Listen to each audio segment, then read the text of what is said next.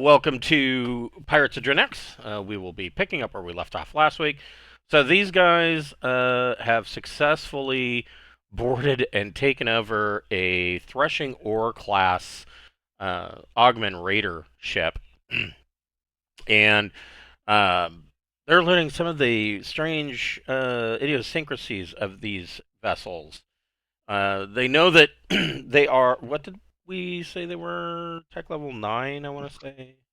Mm-hmm. I think that's right. Sounds right. That's Uh, that's why we were getting such mad bonuses to hack. yes, yeah. They Yeah. are tech level 9. They are actually constructed. They're Jump One ships. They are constructed on Oghma, which in the past, when this is the first time they've actually run into these, despite them being the dominant type of ship that is used by the Oghmans. In the past, all the ships that they have encountered were basically prize ships that they had taken, that the Oghmans had taken on some raid or another, and were brought home as part of their loot.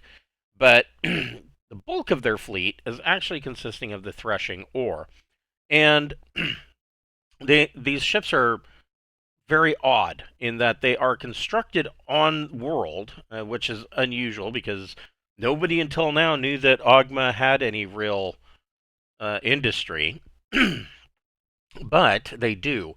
And evidently, these ships are manufactured. Where did she say? She said were manufactured in a very particular spot. It's over in this region. And essentially, the parts are manufactured and then it is sent out uh, to each of the cities via a underground railroad line, monorail. And they construct the ships. Basically, they it's a kit. They just take them and they put them all together. Actually, they do it right here at the starport, and they got to put them all together and build these ships. So what really shakes out about this is that you have varying levels of ability that are putting these ships together. And so it is often said that a Threshing Oar-class ship is not really complete until it has made its first raid. Because as these ships are used, they kind of work out all the little quirks and problems that these ships have, and they seem to get more trustworthy with time. For instance, this ship, the the power plant is not tuned properly, and so it is giving off small amounts of radiation. Pretty much throughout the entire ship because it's only 300 tons. But oh, there he is. There's Randy. Well, look at that. And so, yeah, these ships seem to get better with time. That's not saying a whole lot, but they have taken one, and they're going to use it to get through the blockade of missile defense satellites and lasers that orbits Oghma, and they have the codes, and they have met a woman, and I don't know how to say her name. It's very Nordic, but I'm going to take a wild stab, and we're just going to run with it. Ydj Byal, and her husband was killed in the last raid, and the captain of this particular threshing oar decided that she was going to be his new wife, and she, of course, didn't really take to that idea, and so he just chained her up in his quarters and left her there. When these guys showed up, they discovered her chained to the bed, and I mean, she's not really that distressed about it. Evidently, this is kind of normal procedure in Ogman society. They are quite barbaric. In the past, these guys have run into Ogman raiders. They have been known to eat people, and they go to these planets and they take slaves of people that have some kind of technical ability. This has led to places like Borite has banned all writing because if Augman Raiders show up, and they frequently do, and they find somebody who knows how to read and write, they will snatch them up. And those that are, not particularly useful, because they grab and then ask questions about what it is that you know later. They find that you're not particularly useful. A lot of times, these people end up to be barbecue, and so um, there's not a whole lot of like for the Augman Raiders, but that's mostly because they're very misunderstood, and these guys are starting to kind of learn that slowly as they get closer. And Ydj Byal is kind of going to be their insight, and she has told them that there is a leader, one of the warlords on the world, who is wanting to change the way things are done. And his name is Hink Trebeja. And Trebeja evidently was he has an education from off-world, and he has returned to Oghma and has tried to infect them with his progressive ways. And evidently, the big mucky muck that controls everything, Maker God and his lieutenant Kruge, just aren't really having it, and so Trebeja kind of got his hand slapped, and he lost access to his resources, and he's still a warlord, but he not nearly as powerful as he was. His industry was given to another warlord, and he's basically being kept a close eye on, and that hasn't really curtailed what he wants to do. And so she thinks it would be a good idea to put these guys in contact with Trebeja. Before we get started, what I should do is concentrate and get this open. I need a map. Better. Okay. Perfect. So, before we get started, we would like to bring attention to the fact that we do have a merch store via Zazzle. We've got hoodies and t-shirts and buttons and Whiskey Rocks glasses and beer steins, all sorts of stuff over there. In fact, we do have the Pirates of Drinax atomic skull flag on t-shirts and buttons.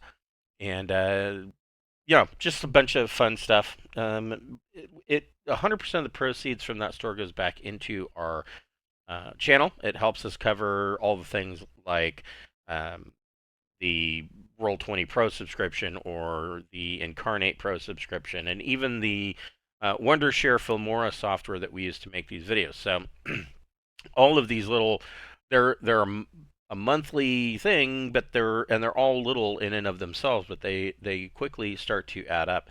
And so if you want to help us make ends meet, go get yourself a t-shirt, and we appreciate everything you do for us.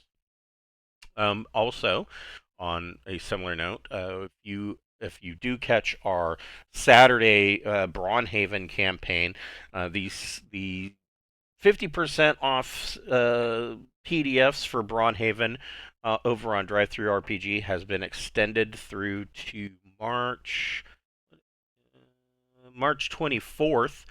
So if you want to get in on that, all those PDFs are at 50% off. Just go check it out and enjoy. All right, so now that I've got the correct map open. So you guys start to approach, well, probably jump the gun. You guys start to approach the planet.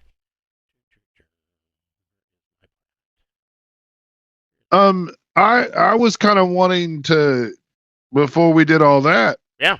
I was kind of wanting to talk to the space station AI and see if he could search the databases that he had before the events that took place. Because I mean, if we're trying to find out where we can, find reminiscences of an old computer system and all that, which is, Yeah.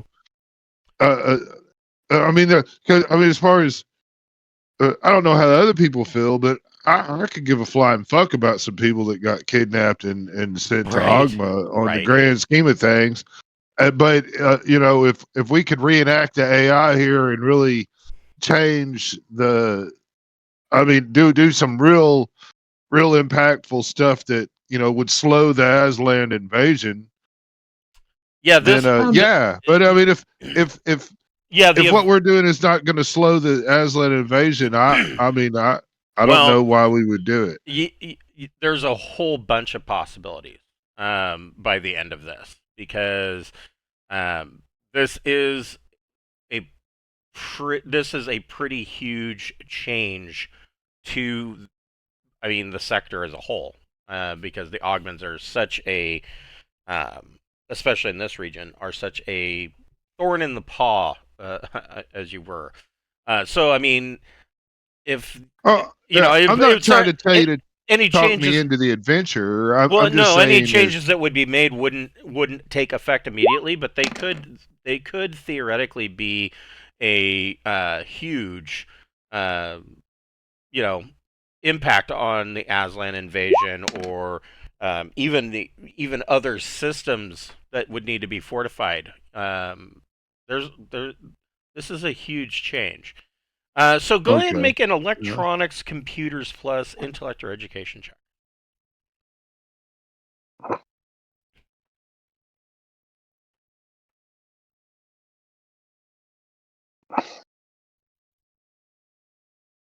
Oh, just one. All right. That's 13. Okay. So yes. Is there any? Do you want to because so the AI that you have access to that is in the station in the atmosphere of Ra-La-Lantra, it has been there since the fall of the Sindalian Empire, so it's been sitting in there for about 2,000 years. I understand. It doesn't have any modern day information, but it can tell you. Right. I mean, is there something specific that you're looking for, or do you want to just know a little bit? I kind of want the old map, and we can compare where sites used to be. Okay. And if we were trying to go, and I mean, and we need to learn, it said it wanted some shit done in preparation for it to be uploaded into the new stuff. If we, if we're gonna play that angle, we should should know what the fuck it wants done. So the AI's assumption when you guys arrived was that the internal strife and hostilities would be over, and that's why you have an admiral of Drinax here, and that would make sense, right? That to the AI's perception, that would make sense. The AI, and you've kind of noticed this, in some ways is a little bit naive. So it is perfectly aware, because it's a computer, it has an internal clock. It is perfectly aware that 2,000 years has passed, but it has never once considered the idea that the Sindalian Empire would no longer exist. That's unfathomable. Right. So if we said it was, it would probably think we're lying then, right? Is that what you're saying? That's a possibility. Or, I mean, it could cause all sorts. I mean, this is a true AI.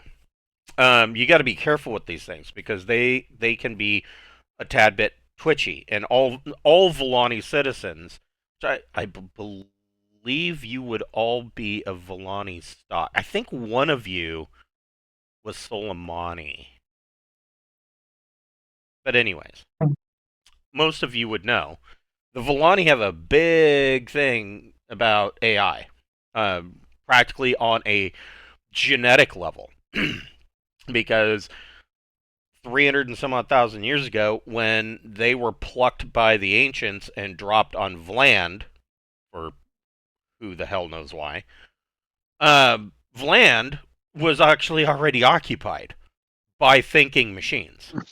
And these things were gigantic, and they really made the humans' lives hell. And so I mean, there was other problems too, like the fact that nothing on Vland was edible. It was completely incompatible with human digestion systems, and so the early Villani had to not only fend off these thinking machines, but they also had to come up with a way of cooking their foods in order to be able to make them digestible by the humans, and and I believe it's called the shukli or shikli. Anyways, it's still a big thing today. And but and then one day the thinking machines just went away, and that oddly coincides with about the time that the ancients suddenly went away. And so, but ever since then, 300,000 years later, the Valeni are like, no, we don't like AI. We don't. They like computers and stuff, but they don't want the computers really doing too much. They'll get them right up to that point. Like conscious intelligence uh, is maybe stepping just a bit over the line, and this I would think is probably about the most adept conscious intelligence you've ever run into. The Sindalians, on the other hand, they had no problem with it. They were like, hey, you know what? Let's alter genes. Let's create AI. Let's, science run amok. You know, we're going to use the red dye in the candies that causes the cancer. We don't give a shit. So, dealing with this AI and telling this AI that the empire fell 2,000 years ago, and giving or God forbid, tell them what the Trojan Reach is like right now, and this AI could very possibly go thermal. Like, I mean, who knows? They could go into a psychotic rage.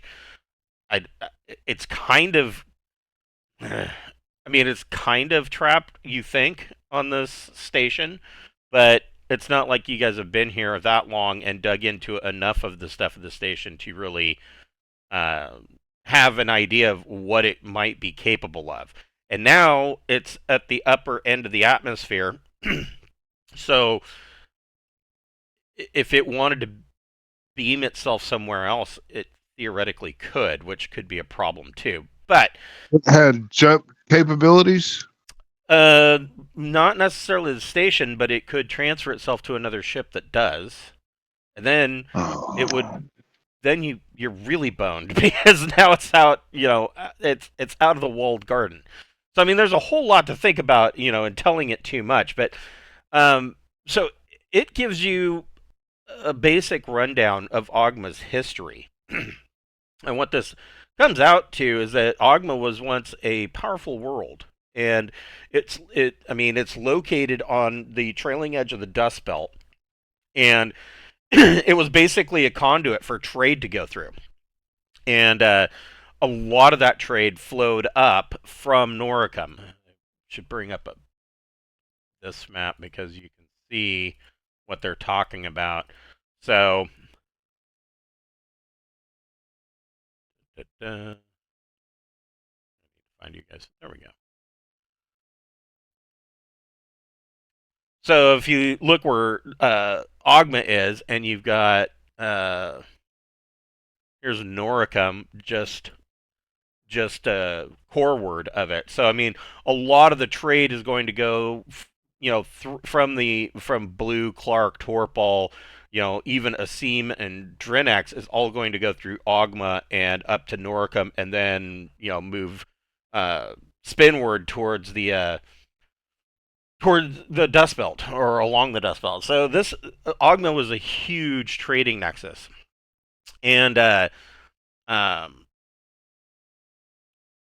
essentially at that time, the Sindalian Empire was completely different from the Third Imperium. While the Third Imperium was founded on concepts that trade and liberty provides abundance and a higher quality of life, the Sindalian Empire had tight grips on its worlds and would crush any oppressive or any rebellion that they either was real or they perceived. If they thought you were rebellious, they would tighten their grip.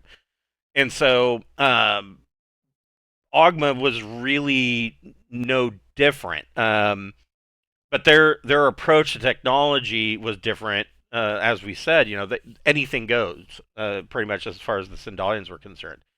And in their own way, the Sindalian Empire was its own laboratory for technological excess. And you guys have run into a couple of these things, cases where there are pieces of technology that were high tech that you would just not normally see anywhere else. And so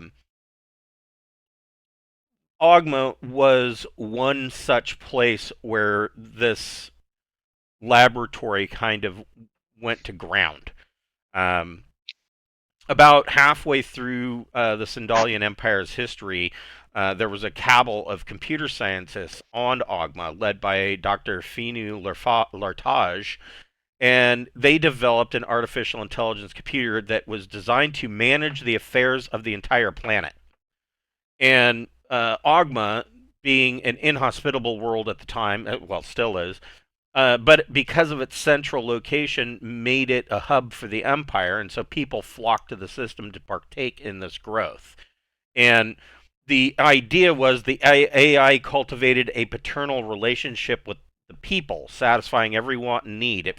It provided hydroponics to feed them, housing for them to live in, and fostered a culture in which they could thrive. The AI commanded an army of multifaceted builder bots that built habitations, cultural and entertainment centers, public transit hubs, and anything else that would be required. These robots were anywhere from nanite size to mammoth earth-moving machines that could rove all over the icy plains. Specialized builder bots were tasked with the Herculean task of enterprise of terraforming Oghma, a project that was expected to take centuries, with the goal of making it a paradise out of, garden world. Builder bots were under the control of Oghma's AI. They were given just enough ability to get their jobs done and not one bit more. When their jobs were complete, swarms of bots were deactivated, recycled, and repurposed for new tasks. The practice of creative destruction filtered its way into Oghma's human civilization. Once the utility of something or someone was expended, it was time to either repurpose it or recycle that resource, reappointing something to something more important. The AI had run of everything without any human assistance, but that wasn't really what Dr. Latage wanted. That wasn't his vision. And it wasn't the Emperor's vision on Noricum either. And Oghma, because of this self-sufficiency, drew the attention of the Emperor, and the fleets came to Oghma. And what was this doctor's name again? Dr. Lartage. Does the AI have a bunch of files on the guy? Specifically, I'd like to hear speeches and talks and recordings of him to study as we go on this mission to scout Oghma out to prep the way for your return. I would think that it would have pictures and voice recordings of some of his lectures that he would give to students. What the computer does know is that Dr. Latage was over 200 years old, because the Sindalian Empire had cutting-edge anagathics that were manufactured right here on Oghma by the AI. And later in his life, Dr. Latage built an array of synchronous replication sites to back up the AI's immense processing core and databanks. So what this history is telling you is that this is one of those backups. Right. Hold on. I'll tell you what my end game with the information is. If I were wanting to pretend like I was the doctor, right? Mm-hmm. I have the technology to mimic his voice. I have the shit to take on his appearance with disguise nets. And if I had enough video of it to watch him and his personality and mannerisms, So then perhaps I could present myself, through a communication line, not physically there. I could so present myself as him. you may not want to do that because the AI is aware that the doctor died. The AI knows that shortly before his death, that Dr. Latage surrendered complete control of Oghma to the AI, his creation, Hmm. and his death heavily influenced the AI's faith in the greatness of human culture and society, and the AI began to create anthropomorphic avatars or androids that contained copies of its consciousness. It set these androids loose upon Oghma and other worlds in the system, and these androids enabled the AI to directly take part in society, comfortably interacting with the humans in its care. They were designed to look like common citizens and mix with the rest of the populace. After a time, it determined that it could just as easily do this more furtively. It built a comprehensive surveillance system that watched over the entire planet and then receded into the depths of its substrates, viewing its subjects from afar like some beneficent deity. Dr. Lertage had programmed the AI with certain incontrovertible directives, somewhat derivative of Asimov's 3 laws of robotics. It was to harm no humans in its charge, provide for them whatever and however it could, and always strive to make life better for its subjects. When when Oghma was bombed, both with atomics and bioweapons from the Sindalian Navy, it pretty much laid waste to everything. But the AI saw that this was coming, and so it had many of the citizens on the surface of Oghma.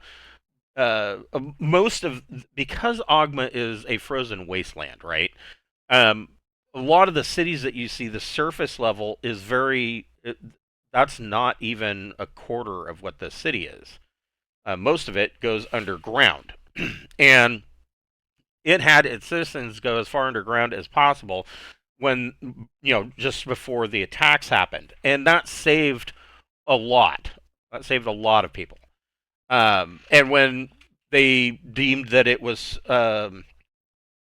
safe enough, the people came up from underground and they rebuilt their cities. And they kept the same names for the cities. The cities were leveled. Like there was, it wasn't really rebuilding; it was building anew. And so, like the city of Gauth, right here where the starport is,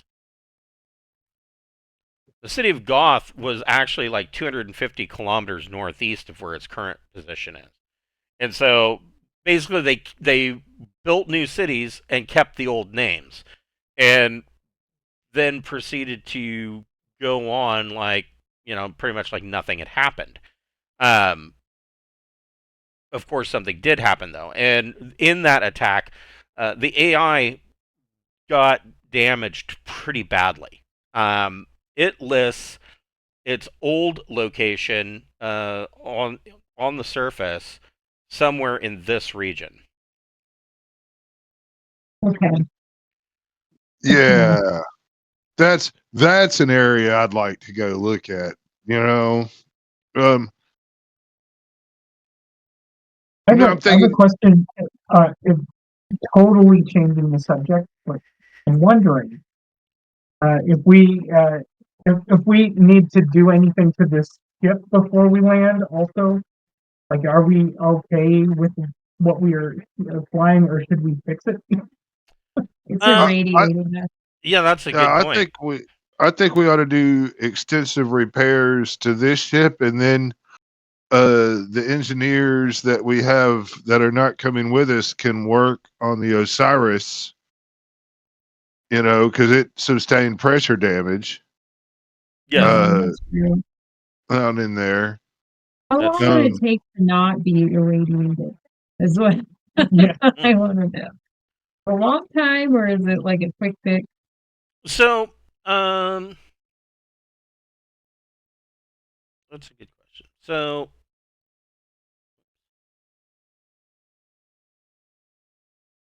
So Keith, you can make a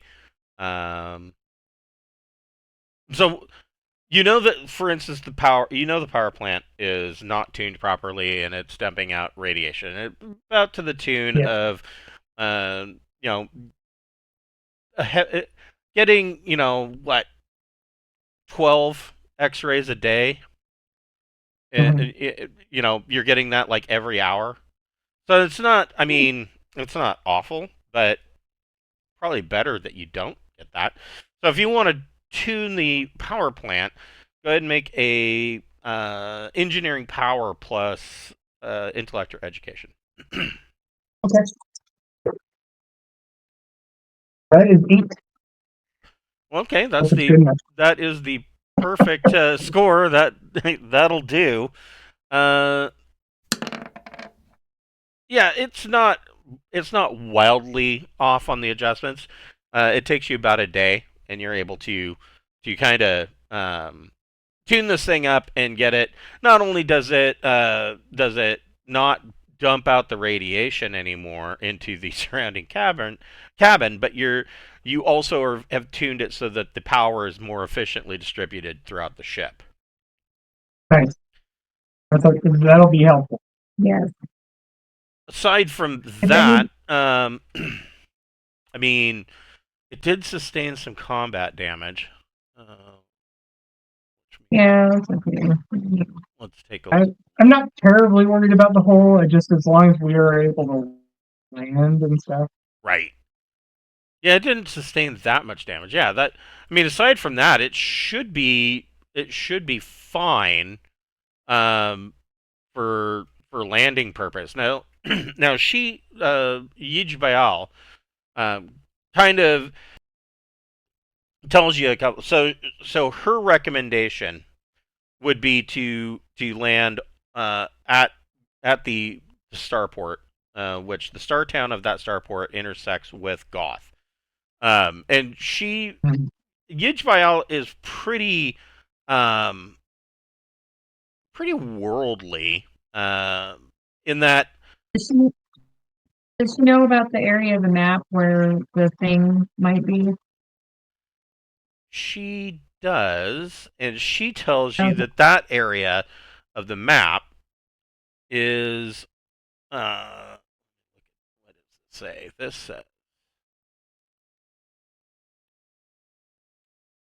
so she tells you that is that kind of makes sense. That is called the Asphodel Manufactory, and there is an underground rail line that connects all across the the planet to all the different cities, but also to the spaceport. And that rail line is how goods are received. She could tell you that the Asphodel Manufactory is controlled by Maker God and Kruge. Okay. Good to know. Yeah. Sorry, I didn't mean to interrupt her telling us all the other important stuff. No, Right. that's fine. But she does tell you. She says, there, whether we are broadcasting the codes or not. She watched whether they are broadcasting whether they're broadcasting the codes or not. We coming in. She says we will be watched closely, and so if we deviate and make course for any other location other than the starport, there's very likely going to be a fairly large response tracking us down. She said it would be probably, which is another reason for going and meeting with Trebeja, because her recommendation is you guys. I mean, there's plenty of armor laying around and stuff. You guys dress up like your Augmans, and then let her do the talking, if there needs to be talking. And we dock at the starport, and then she says we make our way cross country, the what, couple, well, looks like about 2,000 kilometers north to Trebeja's manor, and then we can once we get to his manor, we'll have a little bit more protection because he's got troops and whatnot, and then we can move more readily towards. If you want to go to Asphodel, you can, but he'll have all sorts of information and resources that right now you are lacking. What should we do with Osiris while we're on the planet? So I don't think we should bring it with us. No, it's going to hang out in space with the Marines. I mean, you could have it hide out in the atmosphere of the gas giant if you wanted to. We have a crew. I mean, for the Osiris, I would think they'd still be on board. Yes. I've actually got their names and everything. Let's see. Okay. Yeah, the Osiris. I don't have names, Yeah. but I think we should have them hiding, rather than out in the open. yeah. Yeah, the Osiris has another pilot, an astrogator, another 2 engineers. Oh wait, no, it doesn't have an astrogator. It has a pilot, 2 more engineers, a steward bot. There are 6 gunners aboard and 12 Marines. Yeah, we're in good shape. Yeah. So, and I guess we have an acting captain or something from when we're away there. But yeah, I would assume probably one of the other pilot. Yeah. It's whoever is tallest. The tallest person is the captain. Yes. That's what I agree. I would think. I think they'd be able to do the repairs on the Osiris. I mean, we've got spares. There might be spares on the station that they could get to. And we'll tell the AI that we're going to prep the way for the download. Okay. So the AI can expect us to, I mean, look, if we put the AI here on the planet and it takes over all this automated bullshit on this planet and reinstates itself, it would be a big enough speed bump to slow down Aslan, and it would solve the pirate problem because they would be no longer being pirates. Yeah. Well, I mean, old habits do die hard, but I would think that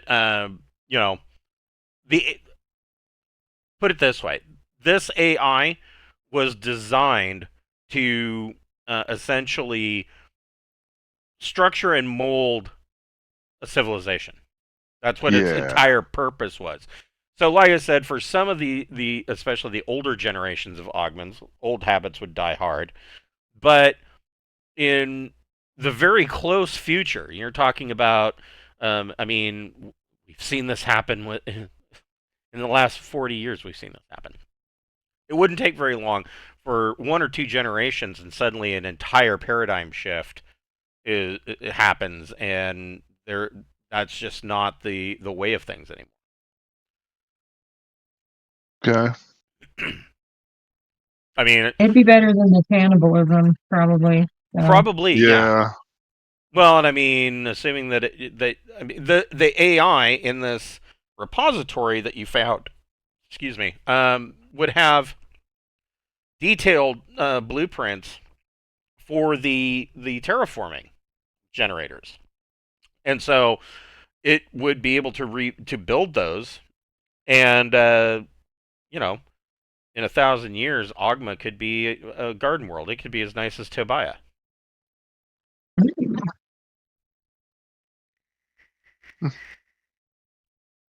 Gregor is typing.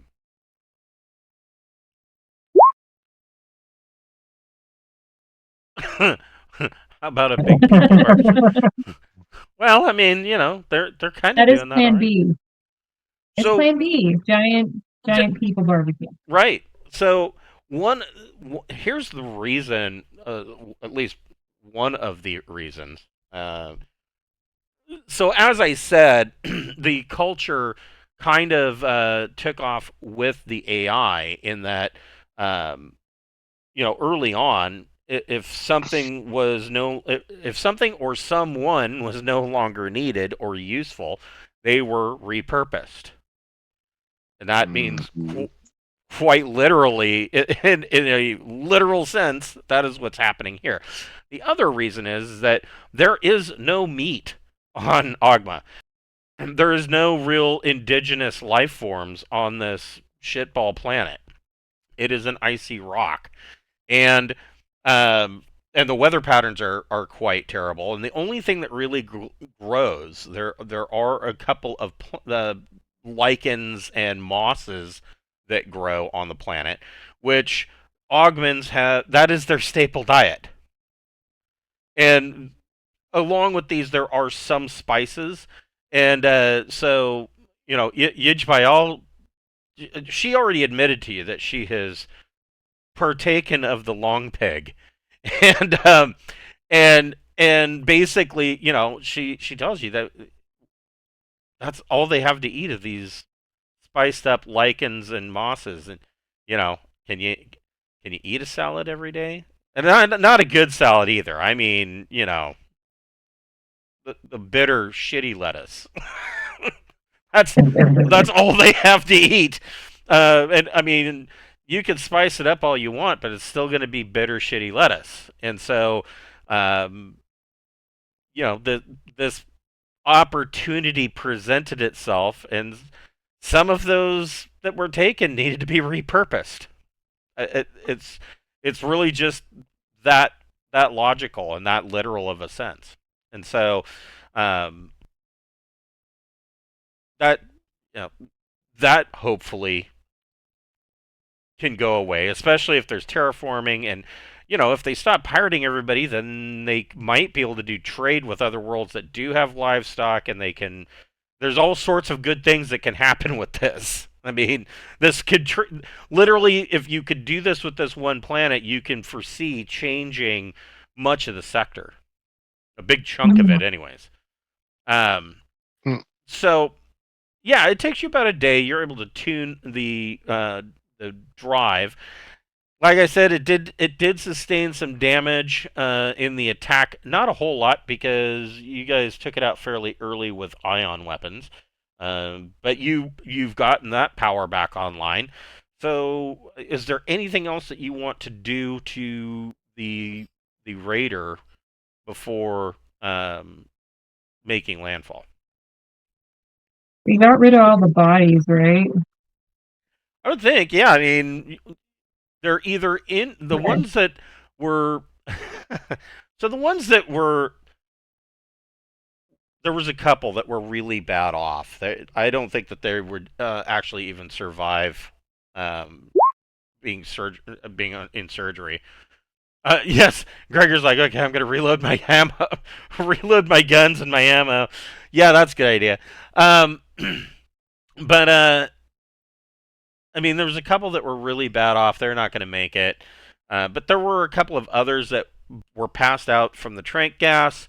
I would assume that those are in your. I mean, we talked about putting some of them in the brig over on the Osiris, and so um, the ones that are dead, I mean, gas giant right below you, and you can just toss them out an airlock, I guess. Yeah, let's do that. I just don't want to have a bunch of bodies on board. I would have to explain. Yeah, Yeah, you've made it so far. You don't and need the computer screen to say you died of dysentery. yeah, there's it. I think the leadership that the captain and the first officer, we can space them if they didn't die in the takeover. But I mean, like the slave engineers and all that. I mean, we should see about sending them home. Where are they from? Get their information, and Yes, you I do mean, have a steward. You have a steward bot that works as a um, cleaning unit. It rolls along, cleans stuff, and the top portion of it opens up, and it is a sandwich warmer. I think it Nice. also has a So drink great. dispenser in it too. I thought that's weird. I thought I had stats for that, but yes, you do have a steward bot. That's why you don't have a full-time steward on the Osiris, is because um, there's no need. Your cleaning robot will serve sandwiches while it vacuums. I hope it And assembles. cleans up the blood too. Yeah. Yeah, it'll do whatever's Okay. needed. All right. It'll season the sandwiches with whatever it vacuums out with. Yeah, there is something in there about that it's not really a very good design, because if the vacuum part of it gets clogged up, then it can really ruin the sandwiches. I mean, yeah, you know. So, Cameron, have Captain Beth make a piloting plus dex check.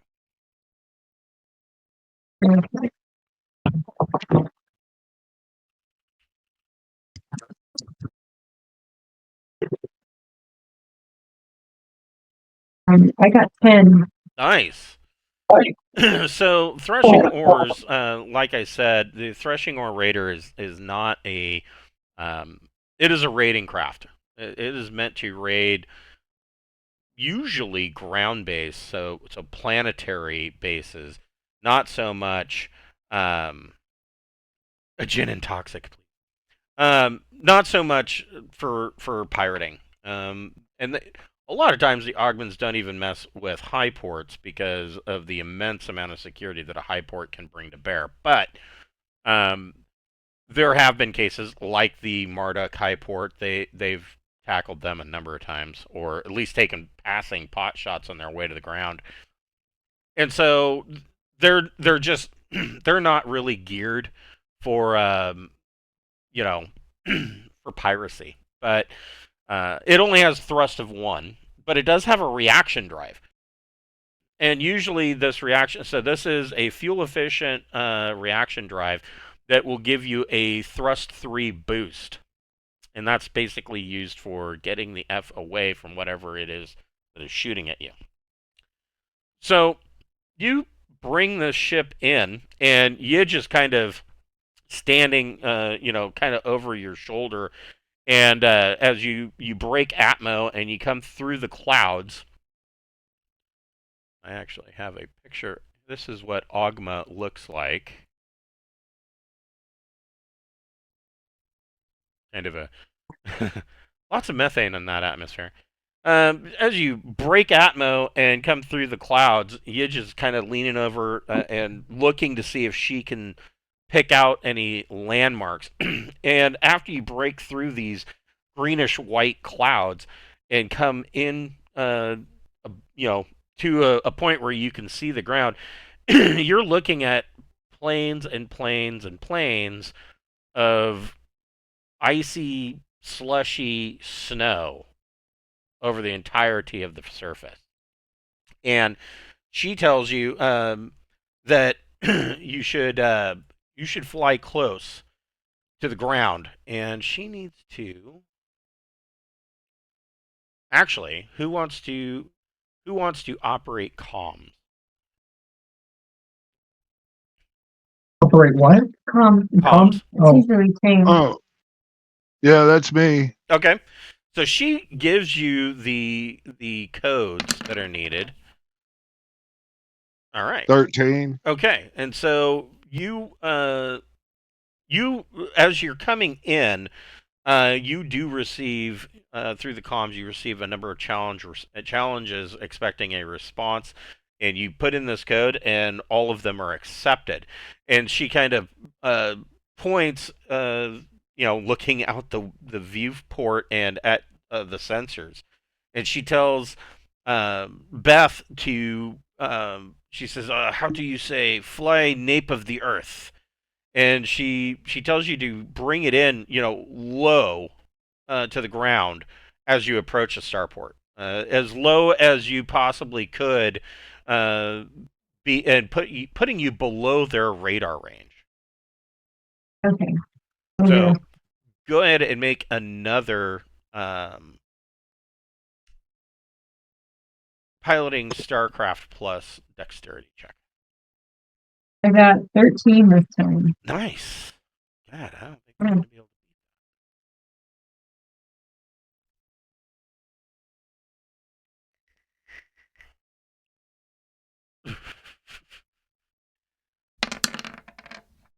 Yes. No. You approach with no further challenges coming from the starport, and you are able to get within range. Ting, you get a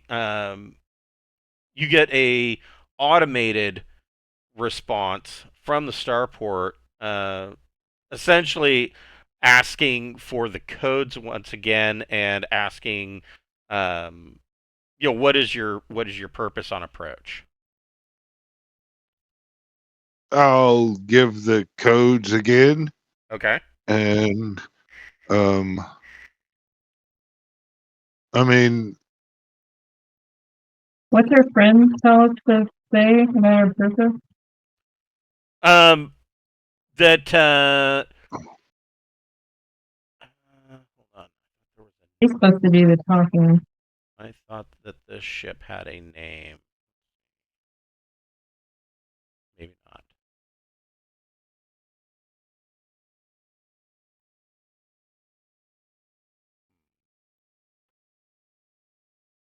Yeah, she I don't know. I can come.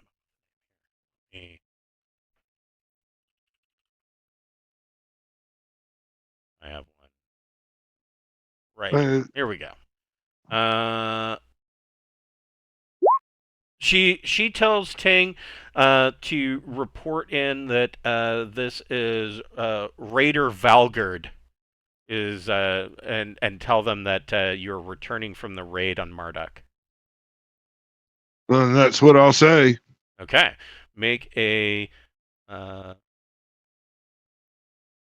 electronics comms plus intellect or education check.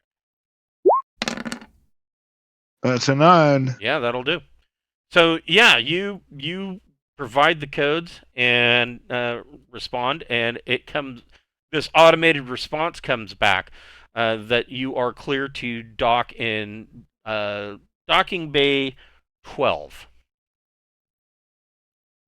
And I'll relay that information over. It was like, we're going to Dock Bay 12, son bitch. And so Beth automatically sees that not only have you been given a docking bay and clearance, but you can see on your sensor that a beacon suddenly activates. You can make another Starcraft piloting Starcraft plus Dex check, and you get a +1 for docking assistance.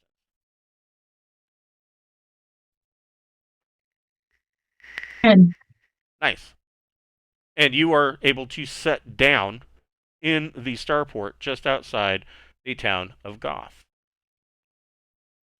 And so, setting down on the surface, Ydj immediately reaches into a pouch on her belt, and she pulls out a respirator mask and is putting it on. And she tells you that you'll all need to wear one too. The air is not breathable. all right. There should be plenty of those on board then. So, first, to tell you about the armor that you're jacking off of the bodies. So you are. Her recommendation is that you dress as Oghma Raiders, and so what that would mean is that all of you would be wearing polycarapace, which will give you a +10 protection. In fact, this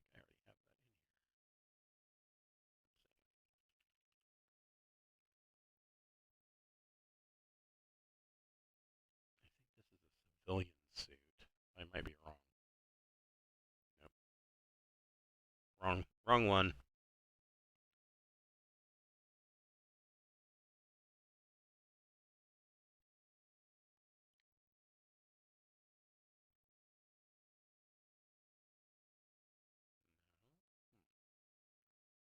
Oh, here we go. Yeah, it's standard armor. So let's see. Yeah, this is just standard polycarapace plus 10. Has no protection for radiation, but it is tech level 10, so it's one of the better pieces of equipment that are coming off of this TL9 world. Right. I bet you guys feel stupid for not getting subdermal implants now. Right. We can bring an extendo shield too, can we? I would say yes. So standard equipment for most Augment Raiders is going to be an advanced combat rifle, an auto pistol, a blade, a stunner, and a stun stick. But I mean, you went if Valgerd came back from a successful raid, you may have better weapons. So you could take better weapons, and you could bring your extendable shield. I'll bring my extendable shield and an assortment of throwables. Also, um, oh, King's not the doctor. Beth, go ahead and make a investigate plus intellect check. Actually, all of you can make an investigate plus intellect check. 8. Perfect. 8. And Gregor, you want to make 7. Okay, so you didn't find anything. That's 1, 2. Nope. Okay, so plus 2 to this. So a 6, you find 6 combat drugs. 6 doses of combat drug. You find 5 doses of metabolic accelerator.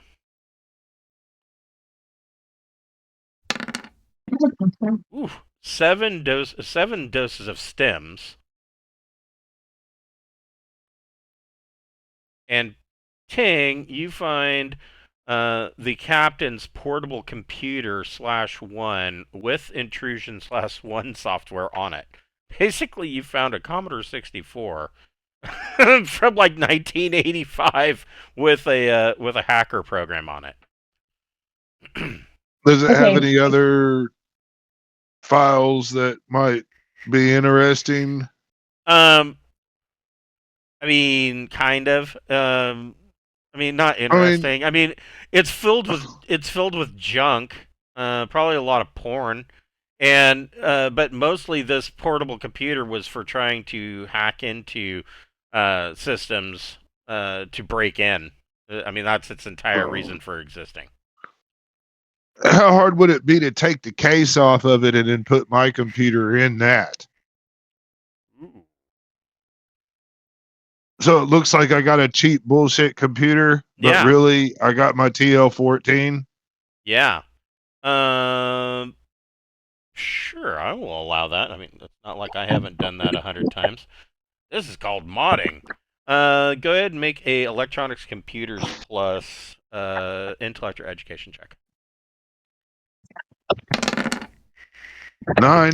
Okay, so you're able to get most of your computer inside, and there is room for one extra component.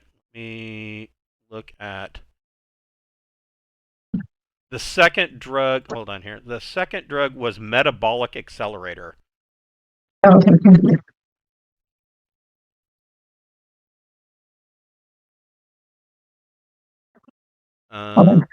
Let me. Computers and software. So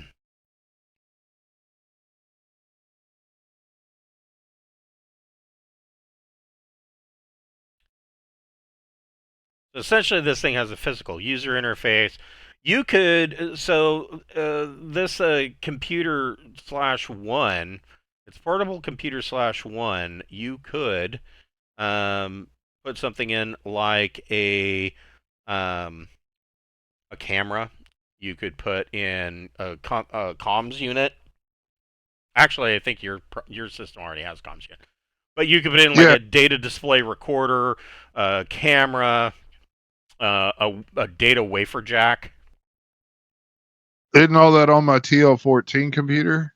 Probably. Trying to think what else. Oh, I know what else you could put in here.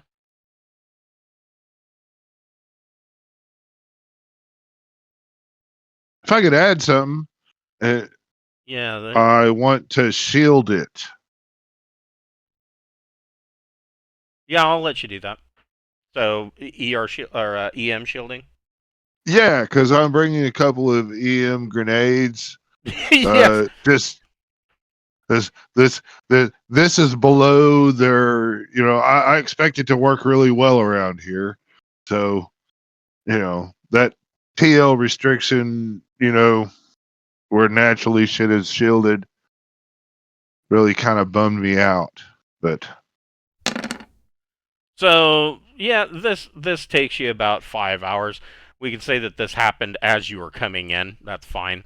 But thank you. you tear apart the two computers and basically swap them. So now it's in this old, banged up, shitty looking case, but it will match. So you guys effectively look like raiders.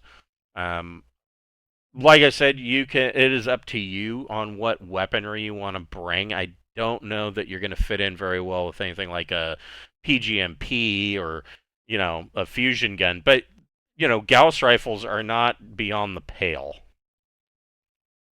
I think I want to try and carry my heavy laser pistol. That still seems awesome. Yeah, you definitely can do that. Yeah. And then, were you gonna carry a rifle? Because I mean, these guys are usually carrying a rifle and a pistol and a stunner and a stun stick. Yeah, I think a Gauss rifle for each of us would be good. We probably could just raid those up in the ship that we had. We had like 10 Gauss assault rifles on our previous ship, so we could probably bring them with us. Yeah. Yeah. Okay.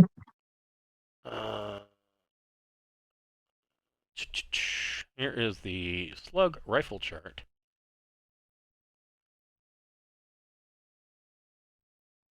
Is it like a Gauss assault gun? Yeah, it was a Gauss assault gun is what we had. Man, a Gauss assault gun. 10 of those. Yeah. Gauss assault gun sounds fucking cool. What does that? You know what? I haven't even. Nobody's ever. 5 on those things. Yeah, nobody's ever even brought one of those up. Page 146. Yeah, we have those. We got those. I don't remember when, but we got those fairly recently. Short weapon uses Gauss technology to accelerate many flechettes, creating a rapid-fire shotgun effect. Its small size makes it convenient on board ships and amongst vehicle crews, yet it retains a powerful short-range punch. Yeah, it's only got a range of 20 meters, but man, it shreds. It's got auto 2 and does 4D. Well, I'm taking a AP5. Gauss rifle then, because I want something with some range. Okay. For the long gun. All right. Yeah. I'll take the assault gun. Okay. I think I'd like to have some sort of shotgun style thing. Yeah, I like the sound of that. What about Ting? I'm bringing an assortment of throwables. I'm bringing a couple of frag grenades, a couple smoke grenades, a couple electromagnetic pulse grenades. So these weigh. Are stun sticks against your ethics thing? Kilograms. Well, no, I'm thinking if we get into combat, because I'm not in my shit, I'll use my fucking monofilament claws and go right through their armor and do lots of damage really quick. So I don't, if I'm gonna do something besides try to do unarmed combat, I'll throw grenades. It'll be fine. Okay. Nothing goes wrong with grenades. They work flawlessly every time. So I mean, these weigh a half a kilogram, which comes out to about 1.1 pounds each. I mean, the biggest problem with them is that they're round and they're a little bit bulky. I mean, I would say if you're not carrying anything else, you could probably pack 6 of these. Okay, then I'll take 2 frag, 2 smoke, and 2 electromagnetic pulse. Okay. Everybody here's got motherfucking breathing masks, so trank gas is not worth shit. Oh, that was that was the other thing. Everybody, you'll probably want to sterilize them before putting them on your face. But everybody gets a what is this? Is it Oh, the respirator. respirator? I think is what I.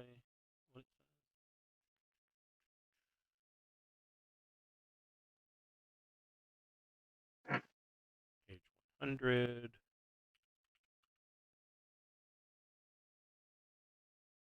Yeah, it's a respirator. These are improved, or no, these are tech level 5. Protection index very thin, rating 3 atmospheres. It's a very basic respirator. Basically concentrates inhaled oxygen, allowing the user to breathe in worlds with very thin atmospheres. Take the form of a face mask or a mouthpiece initially. More advanced respirators are small enough to fit into the nose, or can even be a lung implant, like a bionic implant, which I always thought was kind of cool. Then it didn't matter where you go. But yeah, so you have respirators and your armor. So all right.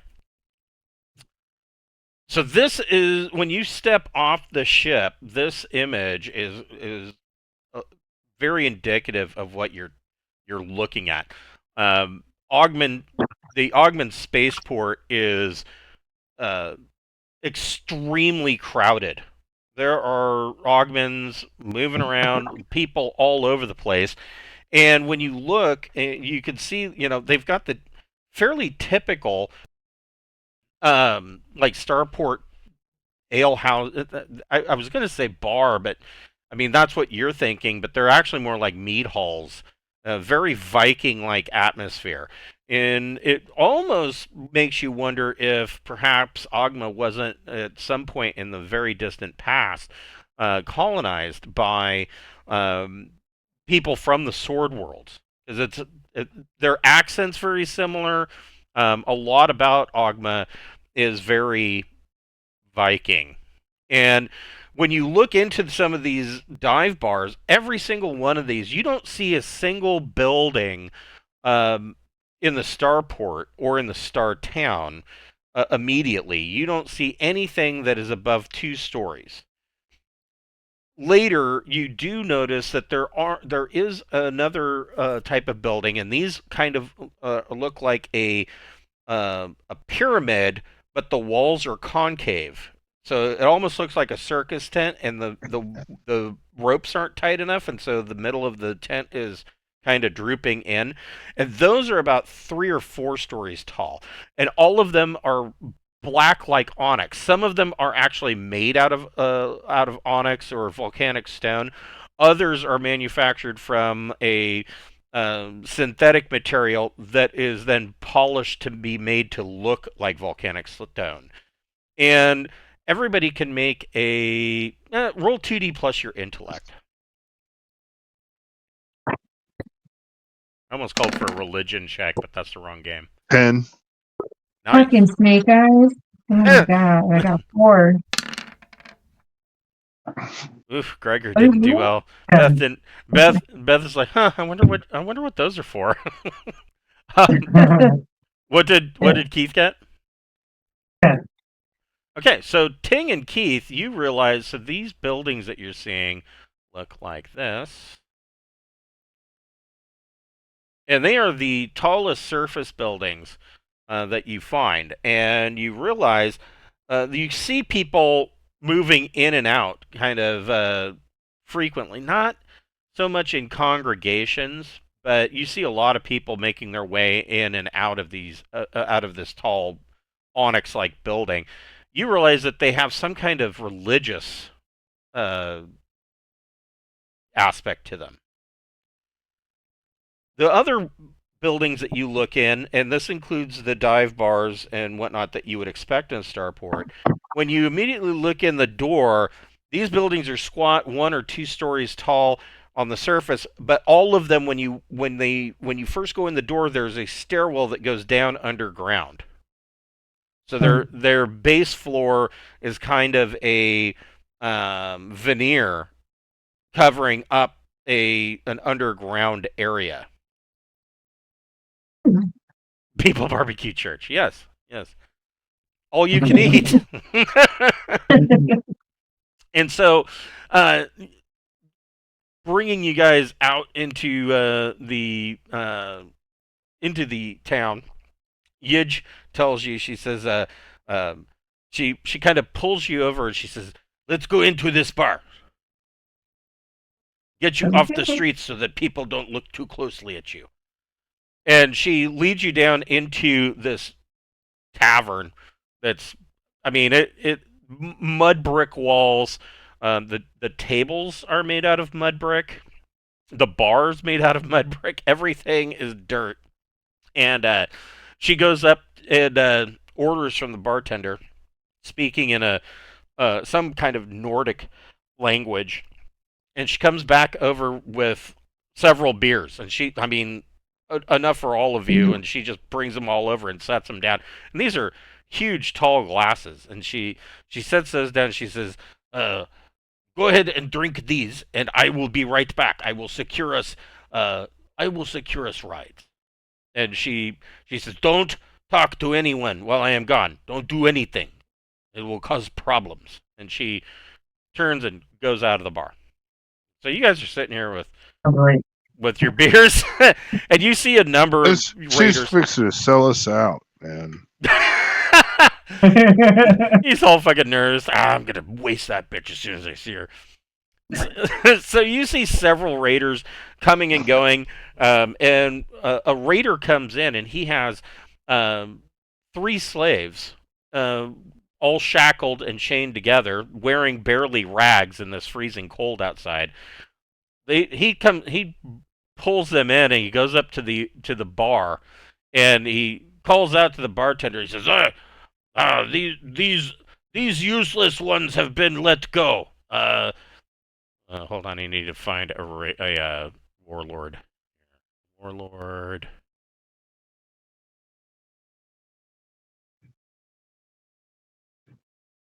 Yes, Warlord Brody the Incorrigible. He has no longer any use for these slaves. I will sell them to you for, say 20 destari each." And everybody can make a recon plus intellect check.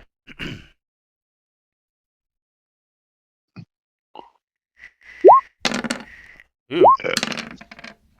4. Ting spills beer on himself. Gregor got it. 10. Okay. I got 12.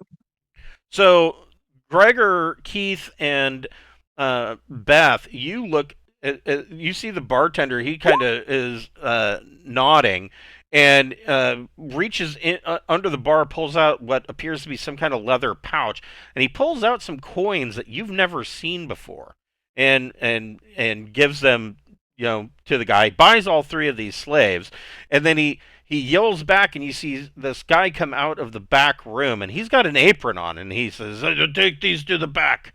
You know what to do."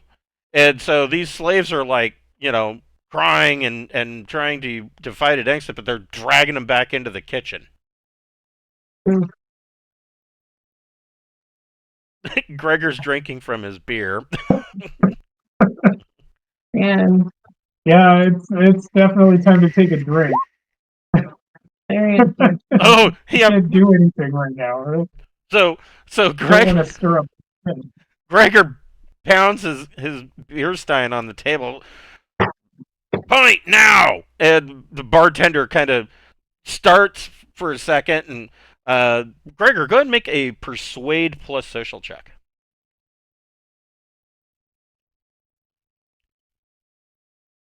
Or you can make a deception plus social check. It depends on if you're pretending to be I don't know, intimidating, or if you're or and acting it out, or if you are really irritated at seeing these slaves.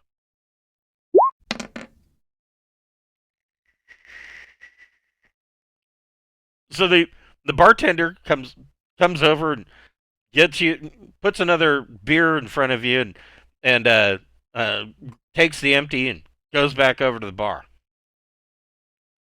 All right. What are you guys doing? Anything? We're waiting for a friend to come back nervously. Yeah, I'm gonna scout the exits. I mean, I have a translator app, and I mean, do I know the language she was talking to the bartender? Gregor whispers over the comms and just tells everybody, just chill. And so yes, it is a I mean, your translator program does tell you that it is a Nordic dialect similar to what is used commonly in the sword world. There is some alterations. Too, so. You what? Yeah, I have like a Babel fish. Oh, that's right. You've got a Babelfish. That's right. No. Yeah. So yeah, so I could probably speak also and yeah, understand what's going on. Yeah, you understand. I mean, the essentially the conversation that went on between this guy that sold these 3 slaves for 20 dastari each. That's the coins. They don't use imperial credits here. Imperial credits are worthless. And so the guy that just sold the slaves, he's leaving. Is that what you're saying? Yes, he got what he wanted, and he's leaving. He apparently works for a warlord named Brody the Incorrigible. I kind of want to follow him and mug him so I can get some local currency. Yeah, I was just wondering how many people are in the bar. In the bar, there's about 7 other patrons, plus the bartender and the guy that was in the back, plus the 3 slaves. Okay, that's a little much to take on at once. Yeah, mugging is probably a better choice then. Hey, you guys were supposed to sit here and drink our beers. Why is it that every time, it doesn't matter what game we're playing, every time you guys end up in a bar, every time. Yeah, Gregor's like 3 dinner items. You know what? And Gregor says that, and at that time, you hear in the background somebody scream, and then it suddenly goes really quiet in the back room. Yeah, well, we'll change the culture soon. All right, I guess we'll chill here for an hour, and if she don't show up, then let's go. I mean, you know what I mean? Let's not wait here for an eternity, but we'll give her. Yeah, so from the time she left until an hour, if she ain't back, we're gonna go our own way, I guess. So you wait another hour. The bartender comes over a couple more times, getting you more drinks. He makes a comment about, I hope your friends come back. These drinks are not going to pay for themselves, but it sounds like we're going to have some fresh food here in just a little bit. And he replaces your beers a couple of times. The beers don't taste that great because they are being made with some kind of scrubby grain that grows on the planet that just really isn't that good. But I mean, it's palatable. That's about the best you can say about it. It's the champagne of beers. And so after about 30 minutes of this tense, uncomfortable atmosphere in this bar, Ydj Byal does return. She comes back down and she comes over to the table and she grabs a pint and she drinks it and she says, "Oh, I have gotten us some transportation, something less noticeable than the what is this thing called? The Doomsayer Grav APC that is in the ship. These will attract less attention." Well, that sounds good. What is it? So she says she finishes her beer. She says, and she pays the bartender, and she says, "Drink up. We should get going." Guess I'll drink up and we can get going. Okay. Yeah.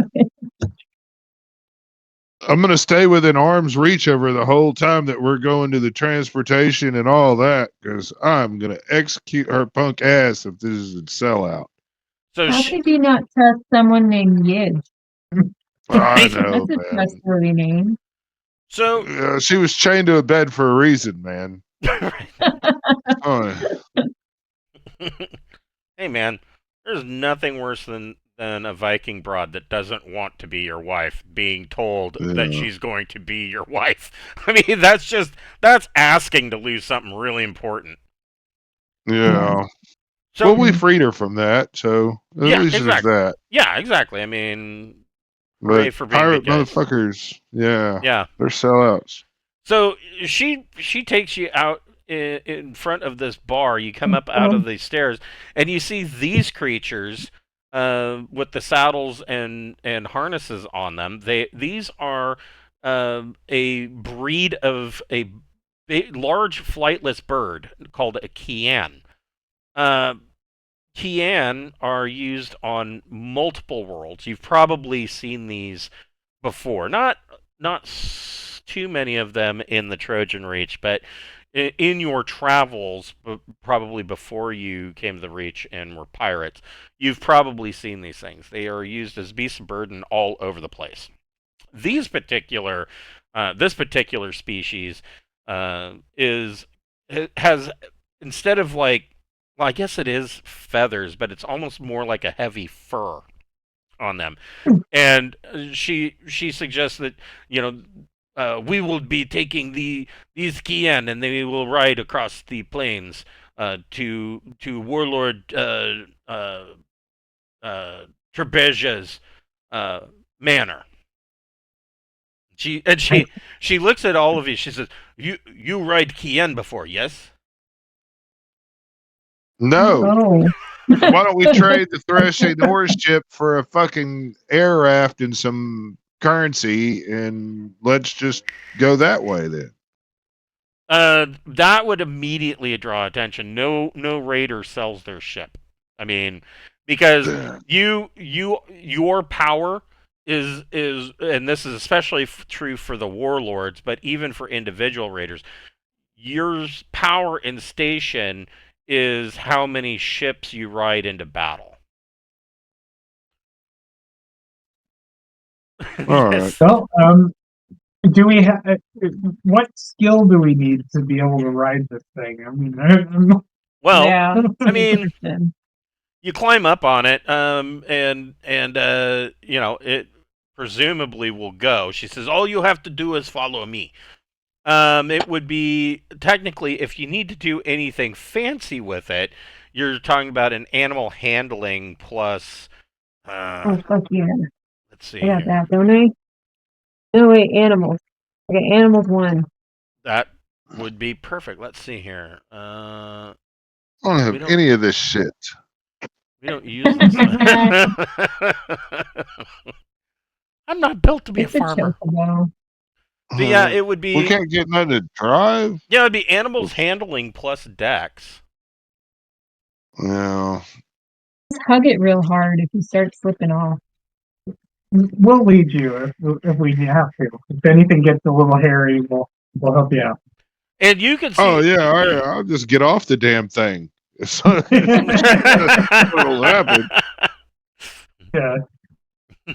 I remember the time. Well, I rode the big. I've ridden shit before. I rode that giant saber tooth tiger thing. That's true. You did. Uh, You did. yeah, You did. Yeah. I did that taking negatives because I don't have animal handling. So Whatever. you guys, tentatively get up. Everybody make a animal handling plus. I guess in this case, animal handling plus dex. I'm gonna jack the trade Okay. and get an 8. Nice. Yeah. Okay. I only got 7, despite having skill points. You I all totally mobbed. you all were able to mount the Kian, and I mean, in Gregor's and in Beth's case, it was a little skittish, and as you were climbing up into the saddle, it started to kind of shift away, and you hear Ydj Byal kind of call back and be like shh, shh, shh, shh, calming the Kian down. The other thing you notice is that she has already outfitted all of these with essentially survival gear. There's a like a tent kind of instant habitat that can be put up. There's a small personal size power generator. A number of things are on this thing, and rations, both for you and for the Kian. And the Kian, if you notice this picture, it does have a large beak-sized respirator that is going to an air tank on the side so that it can breathe. Even the Kian that are bred for this environment can't breathe on this planet because this planet sucks. I know. And so you set off across the icy wastes at the speed of, well, these are like giant ostriches. So probably not slow. Now I'm curious. I thought I had Kian somewhere. It's either in here or it's in one of the travelers' aid societies.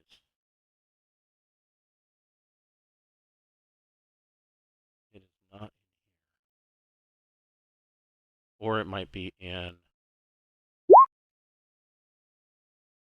Long Pig Jerky. Yes. Slave jerky is the best.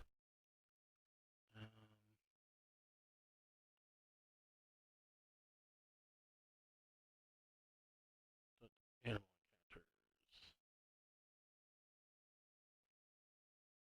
Yeah, it's in one. I don't remember what it is. Anyways, Kian move pretty quick. I mean, like I said, they're like a giant ostrich, and you take off across the frozen wastes of Oghma, heading to the north. So you are. In fact, what I will do, just to show where you're at on the map.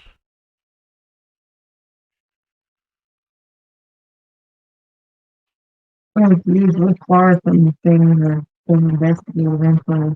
We'll use the Osiris icon to show where the party is. So you guys are heading north from the Star Town and the city of Gauth. And everybody roll a recon plus intellect.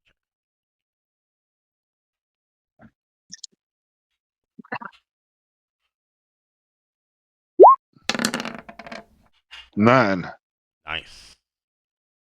14. Oh, shit. Yeah. 9 also.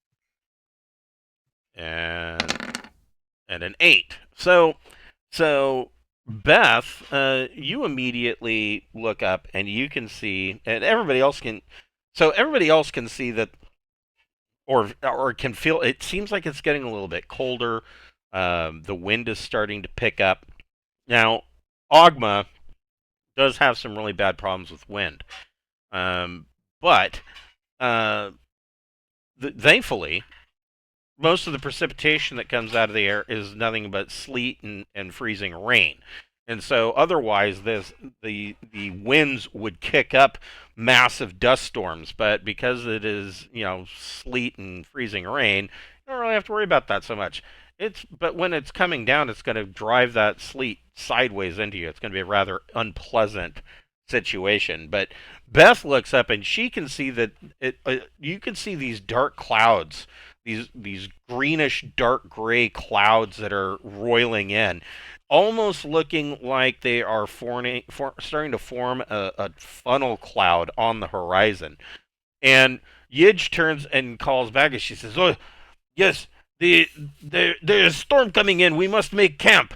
We don't want to be caught out into the middle of this." And so she brings you guys to a outcropping of rocks, and she says, "This will be good windbreak."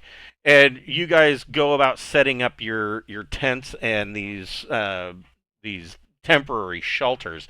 She did bring one extra one that is quite large, and that is where she is going to house the Kian.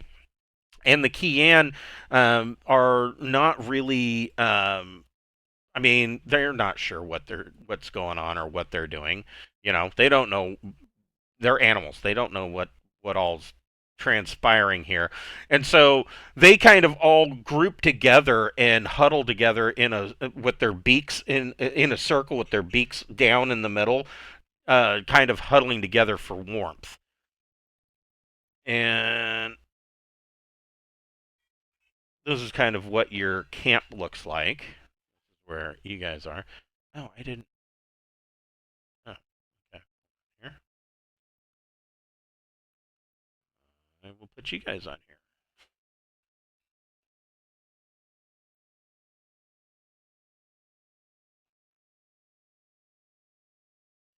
I thought I had already done that.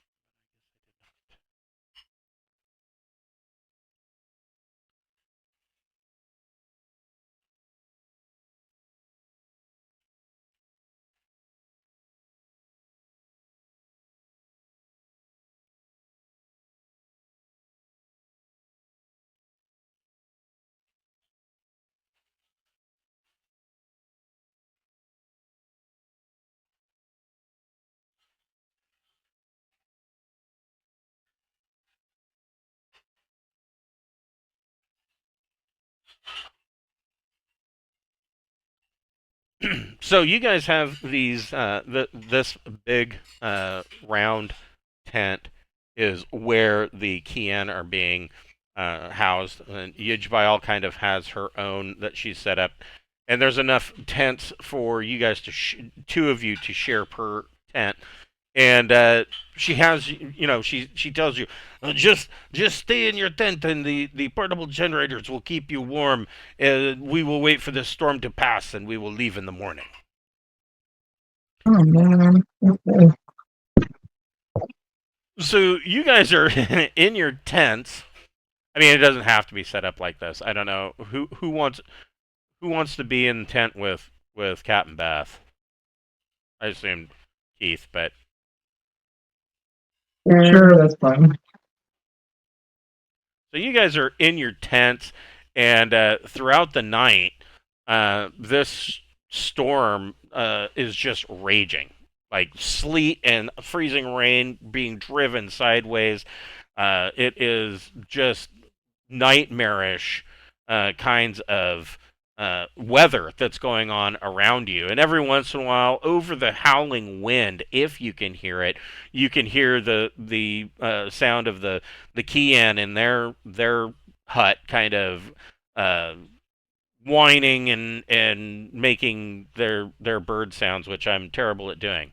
But they're carrying on every so often, but for the most part, you can barely hear each other in the tents because the wind is so loud. And you do eventually, fall asleep. Probably not a very fitful sleep, but you do finally get some rest. And everybody can make a recon plus intellect check.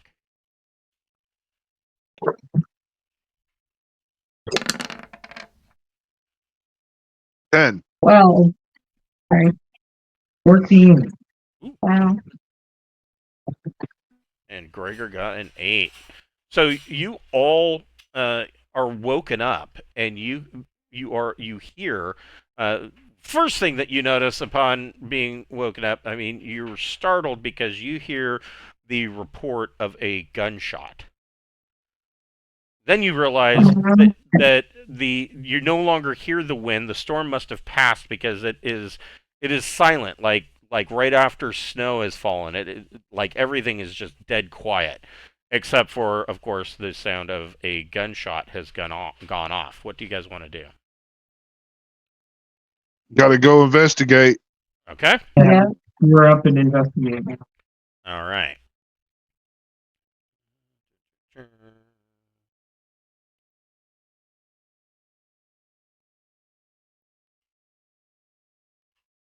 Just a reminder, I have thermal vision.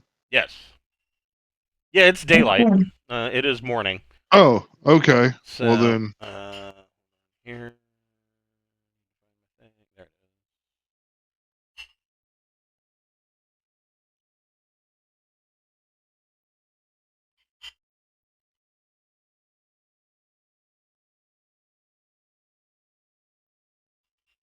All right.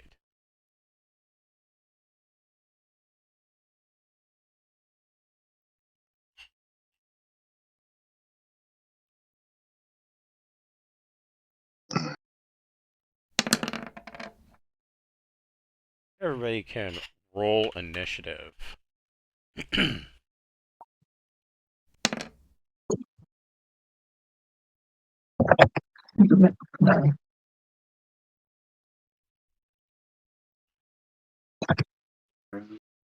like Gregor got a 7.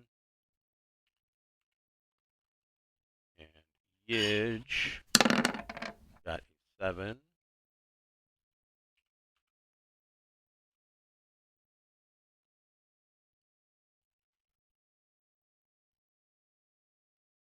So you can, kind of poking your heads out of your tent, you can see that Ydj is down here. She has taken cover behind some supply crates, and she's evidently equipped with a sniper rifle. But coming from over here, you can see that there are 5 raiders that are kind of coming up on the camp, and they are all armed with their ACRs. Captain Beth, what would you like to do?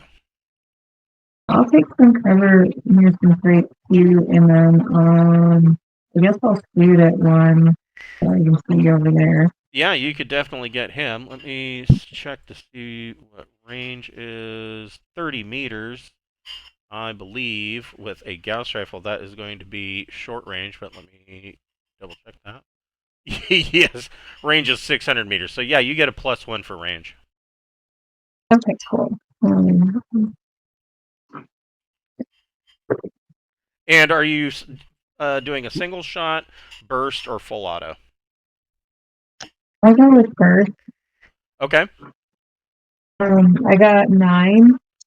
Hit. That is a hit, and so with burst, that is auto 3, AP 5, so it is 4D plus 4 damage.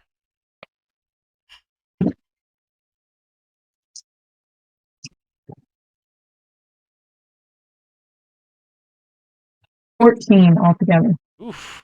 He's going to take 4. Oh, no, he takes more than that. I forgot. AP. You have AP 5.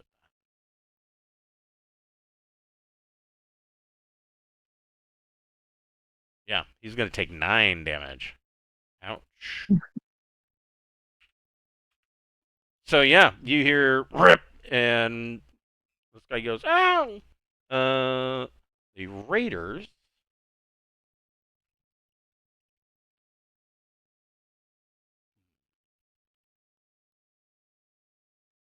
he is going to return fire with his ACR.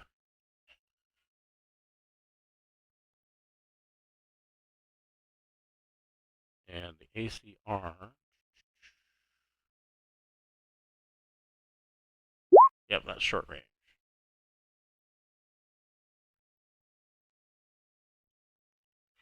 And yeah, he'll return with burst. Oof. Oh, he hits Beth. So right. Do you have any cover from this thing I'm behind, or not really? Oh, that's true, huh? Yeah, because you took cover. So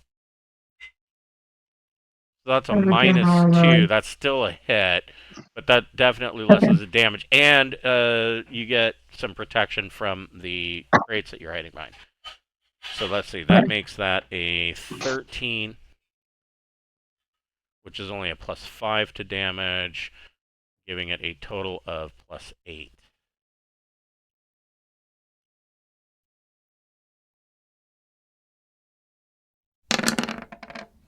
For 22, your armor will stop 10 of that for 12 points. Oh, and your crates are going to stop from my cover.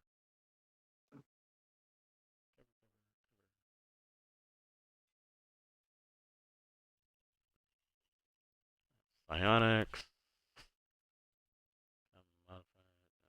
No. Here we go.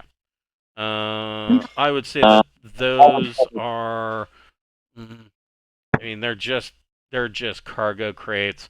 I would say +6, so you're going to take 6 total damage.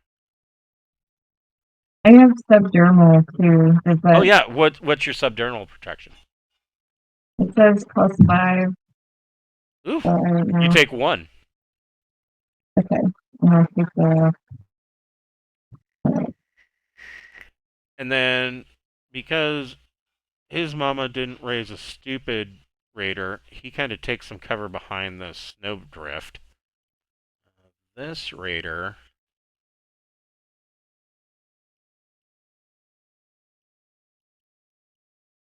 is going to use all of his movement to get here.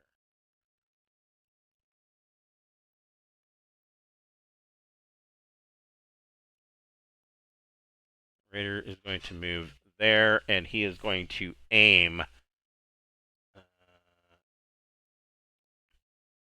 Well, he's going to ready an action to fire should there be any additional combatants. This raider is going to do the same, and this raider will do the same, because they're not sure how many of you there are. All right. Ting, what would you like to do? I want to stealth out the tent. Okay, go ahead and make a stealth plus dex check.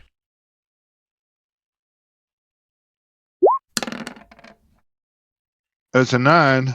Okay, and he has shit for recon, but not as bad as some I've seen.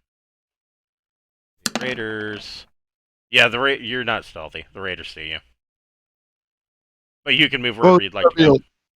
But there's got to be a line of sight, though, right? Right. All right. But from this guy, so for instance, that's the opening of the tent. That guy would have line of sight on you. These two may not, and this guy would not. I'm trying to go like up through this gap right over here, like there. Where?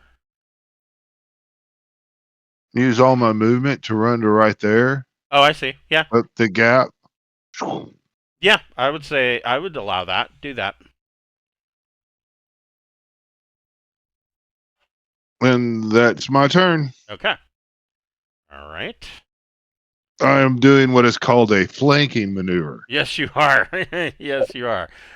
Keith, what would you like to do? I think I want to.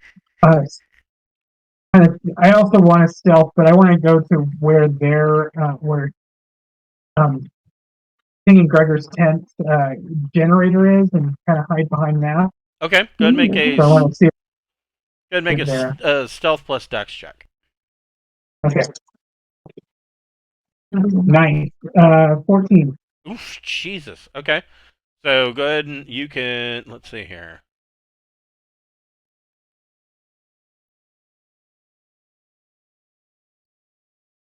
Yeah, you can just get Perfect. over there. Okay. Nice. All right. Uh, one of them didn't check. Yeah, no, he didn't see you. You're like a ninja. Ydj.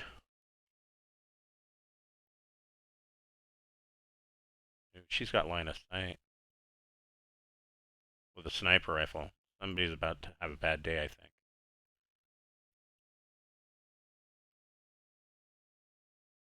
Oh, damn it, Ydj. Alright, well, maybe not. But we'll see. Hey, she hits. I can't complain about that. Alright, so AP5 3D.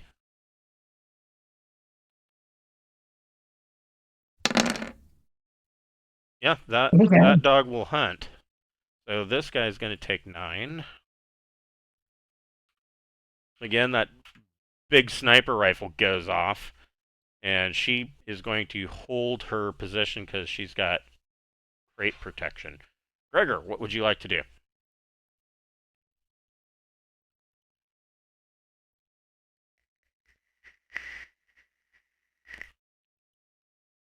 Okay. Do it. And you're still using the laser, cartridge laser, right?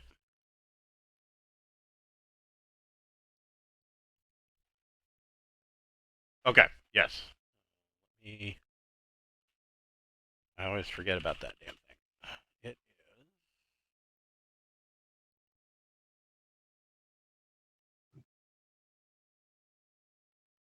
Cartridge laser does 5D plus 3 with a range of 400 meters.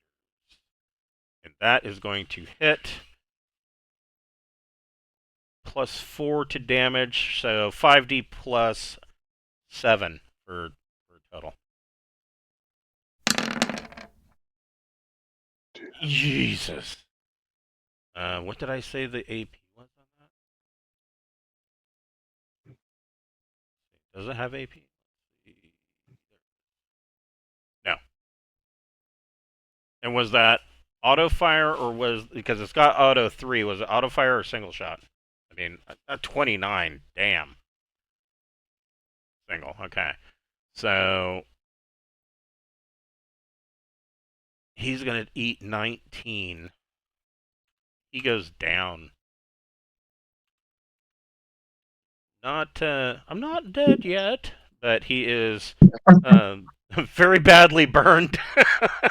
I'm very badly burned. Yes, this laser just goes off and hammers that raider, and he goes down. I think we got enough time for one more round. Beth, what do you want to do? Let me see where I can see from here. Okay. He's unconscious. Part of him's on fire. Yeah, you got a snowdrift in your way, though. Okay. Let's see here. Guess I'll advance a little way. What you guys need to get is some of those under barrel grenade launchers. There you go. Yeah. Okay. Or really, I mean, you could, if you want to get the guy that's closer, you could get that guy too.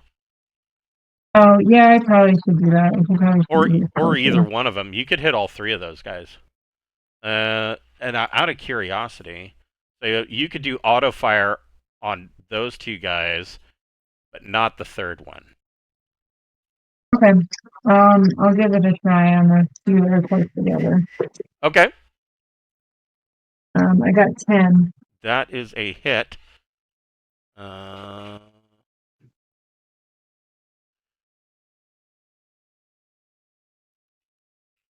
40 plus 2.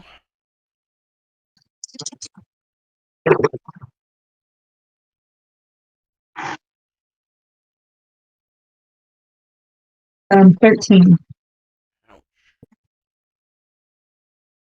I'm gonna move back a little bit from it directly. Oh, you're not doing auto fire? Okay. Oh well, I mean, does that because use up you my can make movement or something? you can make 3 more shots. So this guy takes Oh, 8. So there's okay. that, and then you could shoot the same guy with your second shot, or you can shoot you've got 2 more shots. Okay, I'll concentrate on the one guy. Okay. And that's 11. Okay, so that is 40 plus 3. That's good. 20 on that one. Oh shit. Okay. Damn. He can't take 20. What he's going to do is die. Your second burst just chews him up. You can drop the third burst on this guy. Okay, if I do that, will I be able to move back to take cover or not? Yes. That's 8 exactly. Okay, so 3d damage. Or I'm sorry, is that right? 40 damage.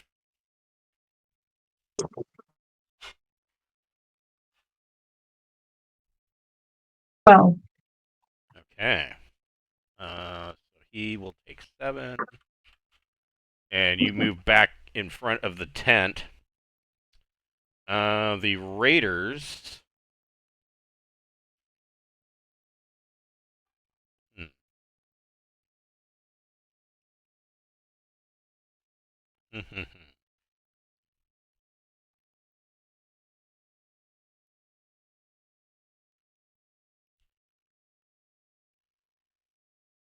This guy.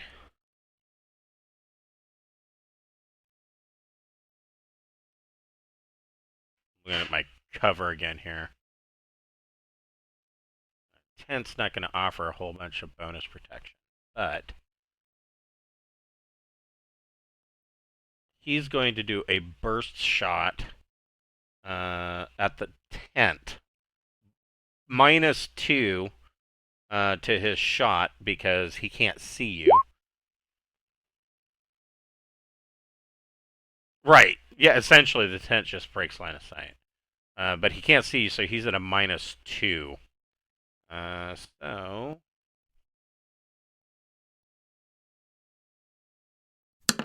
Yep. Sorry. Too many dice. Again. A 10. So he does hit Beth.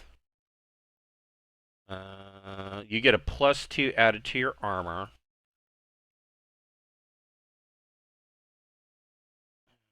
Here, 3.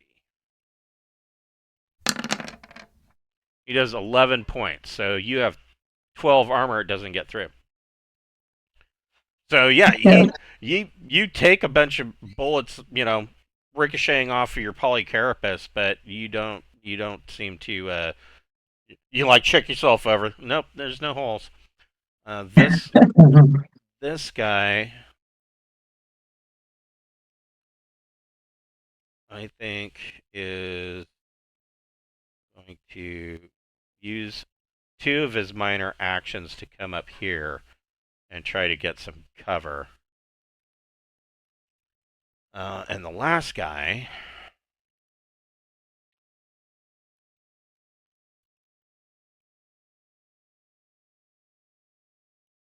is going to move over here. Ting, what do you want to do? Well, I'm just trying to.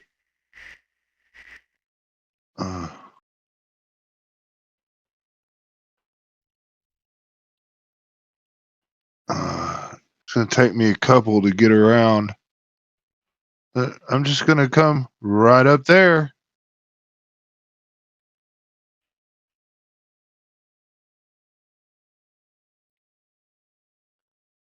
Okay, so you're all getting up into his grill. Were you going Yeah, to activate your shriek box or? yeah. Okay, so you let out a bunch of white noise. Sounds like Celine Dion at like really high decibels. hmm Keith, what are you doing? Things up on the guys that are within range of me, with my 20. You could move over and get Yeah, these guys to I'm- the south. I might be able to get the guys on the south end next to the big tent. But I'm gonna shoot. I'm gonna move over and try to shoot at that guy who's This guy down still here. up there. Yeah. Yeah, he's trying to get our bird horse. Yeah, you can do that, Okay. and I'll you get a shoot. +1 to that. Okay. Are you going single burst or full auto? I'm gonna do full auto. Okay, tear him up. So yeah. You get 3 Yeah. shots. All right. So that's 12 on the first shot. Oof. That is a +4 to damage. 4d plus 4. And you're using a Gauss rifle too, right? Right now, yeah. There's no reason to use the other one. Yeah. So yeah. Okay. So let's see. +4, was that what you said? Yes. Okay. 16. Yeesh. He's going to take 11. Light them up. That's, Get him out of that. there's Yeah. 10. Yeah. And you light him up with your first burst and drop him. He Oh my gosh. falls. Well, I don't have anybody else in range that I can shoot after that in the auto. Wait, So which way do you want to move down? Up or back behind the fence? up. Straight up. Thanks. That's good. Thank you. Okay. Ydj is going to...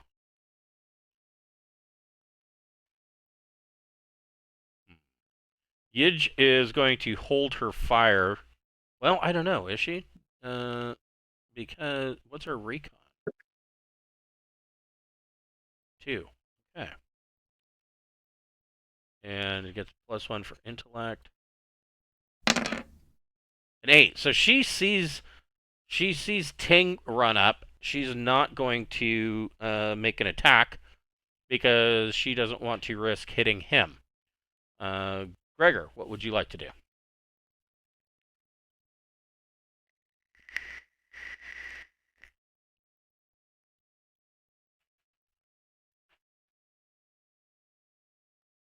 Okay.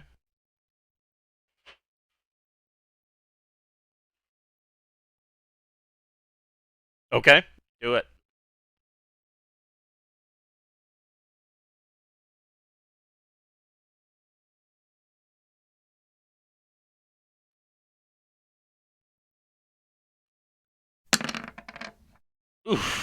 Ooh. Okay. That is a hit. For +5 to damage. So 5d plus 8 damage. Oh boy, this guy's gonna catch fire. Ooh. Oof. He's gonna take 10. Let's see. 3. Wait.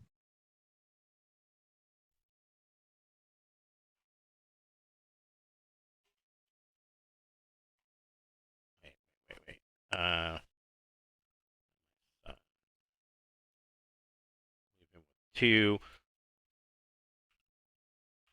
So again, this cartridge laser goes off, and this guy's chest catches on fire for a second.